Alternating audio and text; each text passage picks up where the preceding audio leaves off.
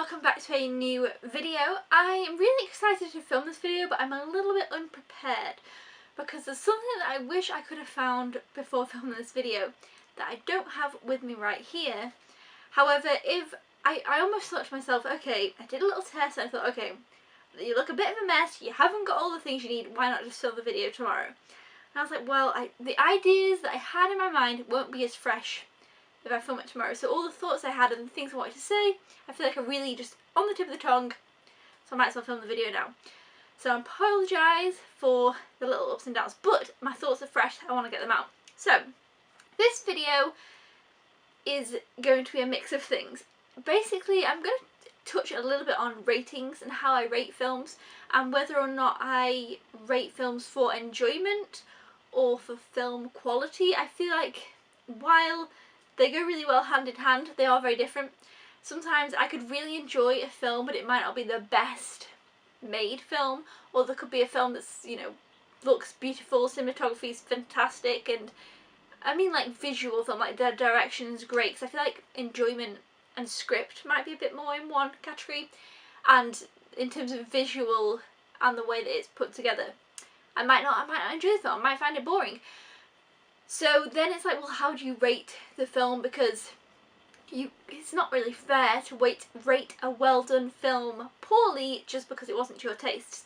So I feel like that's kind of something that I'm going to touch on a little bit here. And then I'm also going to be sharing my thoughts on La La Land, and compared to kind of discussing also Whiplash. Do I have Whiplash here? No. That's what I'm missing. And I love Whiplash. Where is it? I don't know. I need to find it. I was just having a look for it. I thought, I know where it is. I looked for it. It wasn't there. I was like, oh, where's it gone? It's not there. Look somewhere else. It's not there. So I really need to have a full search. But I thought, okay, now's not the time. I was getting really distracted. I knew what I was going to say. I was coming into the video like, yes, I'm prepared. And then whew, things went out the window and I couldn't find Whiplash. So I think that's where we'll start. I think we'll start with Whiplash. I watched Whiplash when it came out on Blu-ray. I've done a review for it. When was that? 2015? 14? 15? I think 15. And I loved it. I gave it 5 stars. I've now seen it twice. I really want to rewatch it, which also adds to the stress of where is it, can't find it, because I want to rewatch it soon after having watched La La Land. Because of course, La La Land and Whiplash are both directed and written by Damien Chazelle. Is that how you say it? Chazelle, I think so. Who obviously, you know, he wrote Whiplash, he directed Whiplash. It's kind of his main first big thing. He has directed something before it, but I'm not sure quite what it is. I think it was like a real, well, you know, it wasn't like a big film. And so Whiplash is basically his main directorial debut, and maybe the first thing that he wrote. He also wrote, however, or was a writer for 10 Cloverfield Lane, which I didn't know until I just looked things up. And I was like, oh, I really liked 10 Cloverfield Lane, so now I feel like I know why. Okay, so back to Whiplash. So, like I say, Whiplash, directed by the same guy, wrote by the same guy, and I feel like it has very similar themes.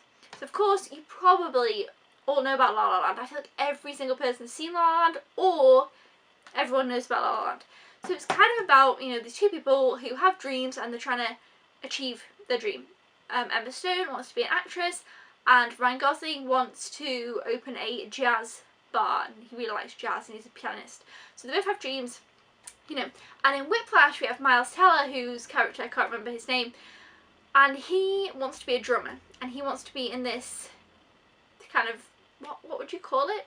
It's like a big band. I'm sure there's jazz in Whiplash as well. What is the band though, kind of thing? Anyway, he wants to be in it, but it's really tough going. J.K. Simmons is amazing in Whiplash, and he is like a tough guy to stay in this group. Like, Miles Teller is going to have a tough time to try and stay there, because people are just out. If you're just not a little bit, you're out.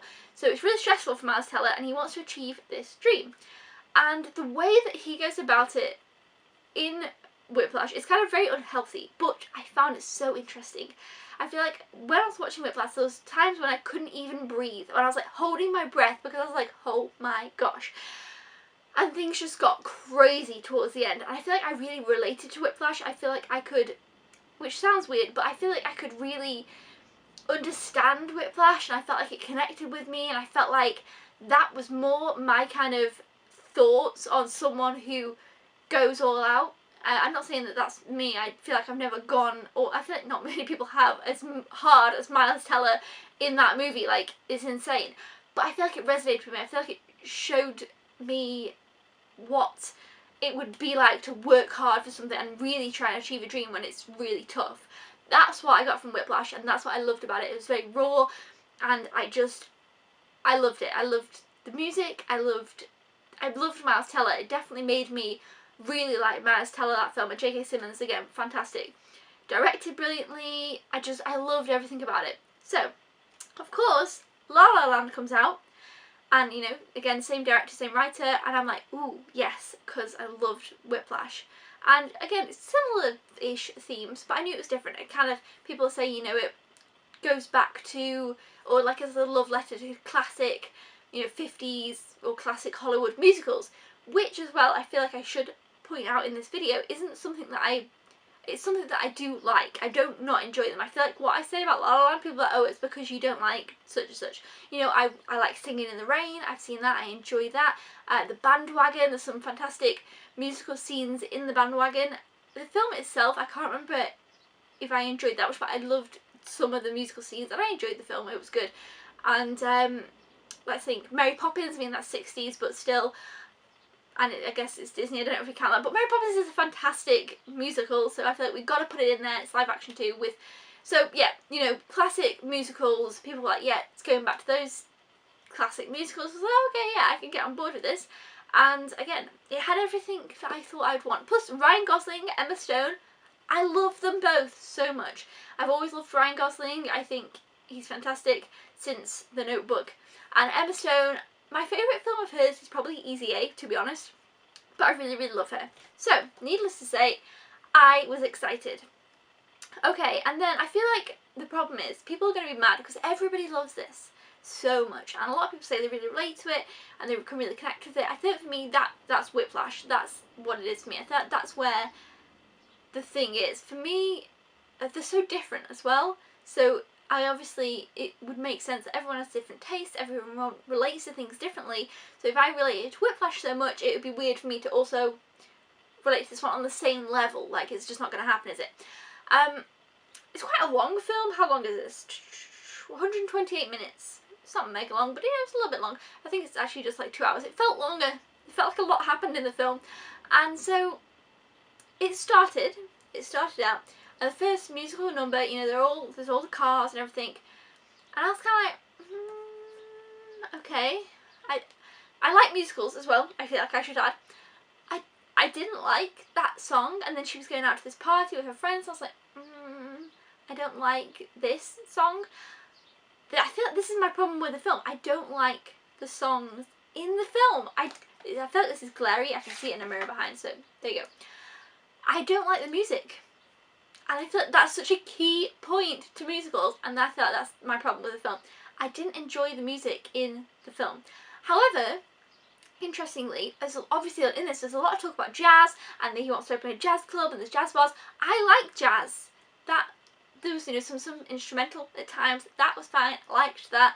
But the actual musical numbers, the songs, I didn't really like. There was one at the end where she was doing the audition. It was very, pretty much towards the very end. She had this audition, and it was one about a fool's dream. Fool's dream. I watched this last night. I can't remember the words, but that song I thought, yeah, it's okay. I like this song. If they all would have been on that level, I would have enjoyed it more. Like that one, I quite liked. I was like, yeah, I quite like this. That City of Stars, the main one. The actual sequence I thought was visually, obviously, you know, I mean, look at the cover. Visually, it's a treat for the eyes. Like, it looks great. I loved it.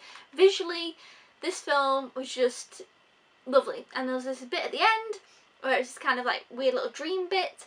And I thought that looked awesome. I actually really liked that. I really wish it kind of would have been filmed a bit more like that throughout the film. Either way, really liked that. So there was a lot of points that I thought, this looks great. This is a great looking film. I think that Emma Stone's acting was very good. I really liked her actually, and at times I felt like she was the character. I think the dances were fine. This one, obviously the front one, was my favourite, but there wasn't anything that really stuck out to me. I don't know what it was. I found myself trailing off in my mind. I got a little bit bored. It's just me. I feel like I'm the only person who doesn't really love the film, but I didn't hate the film, I didn't dislike it, and I definitely can't take away from the fact that it was a well done film. That wouldn't be fair. I feel like maybe it was the story. Or maybe not, because the story sounds good to me on paper. Maybe, I don't know what it was. I just didn't love it. And I expected to love it. And so I've not rated this film. I don't think I ever will rate the film because it's kind of weird. Enjoyment levels, because I didn't like the songs and there wasn't much that I loved. I mean, sometimes I liked the costumes and I liked the cinematography and all the kind of film aspects of it I was enjoying. But is that really enjoying a film? So as a film, I thought it was well put together, which, like I say, if I rated it on how I enjoyed it, I don't even know how I would do that because I feel like it would be a demerit to the film. So I haven't rated it. If I've got Letterboxd, I just put no rating. I just put not currently rating. But you never know, in the future I might rewatch this and I might revisit and it might connect with me and I might think, yes, I love it now. That sometimes happens. But at the moment it just wasn't something for me, and I feel like because it's so hyped, it was more of a weird disconnect. Because I expected to love it so much, because everybody else loves it so much, I feel like I felt disconnected from the film because I wasn't in that group of people. I felt weird about it. So yeah, I'm kind of disappointed that I didn't like this, but I feel like when I look back on Whiplash, I'm like, yes, that's more my kind of, I've got a dream, we're going for it, than this. And I felt like the way, I mean, I don't want to ruin it, the way that the end came about and the way that things were, I was like, oh, it was a little bit disappointing for me. Again, I don't want to go into any spoilers, but I feel like most people have probably seen it, but either way, yeah, for me, it just was okay. I'd love to know your thoughts down in the comments below, and I feel like, you know, if you're mad, then you're mad, that's fine, but for someone who loves this film, I wouldn't be like, oh, you're all wrong for loving the film. You know, I'd really like to be interested in their thoughts on why they loved the film so much. Just from, you know, different perspectives and opinions. Like I say, I didn't love it so much because I didn't enjoy the musical numbers. I wasn't invested in the relationship, I think, actually. Maybe that was a problem. I couldn't get on board with the two of them. Ryan Gosling as a character, his character I didn't really like, so it was just me, I was a bit disconnected with the film in certain ways. That's just why I didn't really like it so much, didn't enjoy it so much is the better word to use. So yeah, I've finally seen La La Land. I know when I mentioned it in a couple of videos, in my May video, people were like, what's going on with La La Land? Did you not like it? Etc. So yeah, maybe I was a little bit vague, but it's because I'm confused about my thoughts on it at the moment. But if you've seen La La Land and you haven't seen Whiplash, I definitely recommend that. But if you've seen both, I mean, I don't want to compare them too heavy, but like I say, I just think with them being the same guy, and then also I feel like they do have a similar like route of follow your dreams, this person's trying to achieve this, etc. But yeah, I still don't know how, I feel like I rate films on enjoyment levels, but as I've discussed it more and we've looked into La La Land, I feel like they do actually come pretty hand in hand. And so if I really enjoyed a film but it was really crappily filmed, would I enjoy it as much? Probably not. So I feel like you do need both. It needs to be an enjoyable film that's filmed well, and then, you know, or if it's filmed okay, it doesn't have to be the best visually looking thing ever. I mean, some of the cinematography in this was fantastic, and I'll definitely find films that I enjoy more that I probably give 5 stars that won't have as good as that. But it's okay. I can kind of accept a little bit low on that end, but maybe more on the enjoyment. So, you know, script and acting, and maybe if it's a musical, songs and stuff like that. I feel like songs are really important for me in a musical, because my favourite musical is Moulin Rouge, and I love the songs. I used to know all the words, I wanted all the songs, and yeah, but I also enjoyed the story and the cast and the, you know, etc. Anyway, oh, and obviously the directing, because Baz Luhrmann, I love him. Either way, but off on a tangent, I don't know what to call this video now, because I feel like I actually just basically told you my thoughts on La La Land, not much else, because we didn't have Whiplash here. But yeah, I'd love to know your thoughts. I feel like I needed to make a video about it, and also just kind of share a little bit of my ratings, but I feel like I haven't honed in on that completely yet, of my thoughts on that. Either way, let me know your thoughts down in the comments below. Please don't hate me too much, because I didn't completely fall in love with the film, which is just as sad for me. I feel like I wanted to love it so bad, it just didn't happen. Yeah, I will see you guys next time. Thumbs up if you enjoyed the video, and don't forget to subscribe if you haven't already, or if you are a newbie, I will see you then. Goodbye!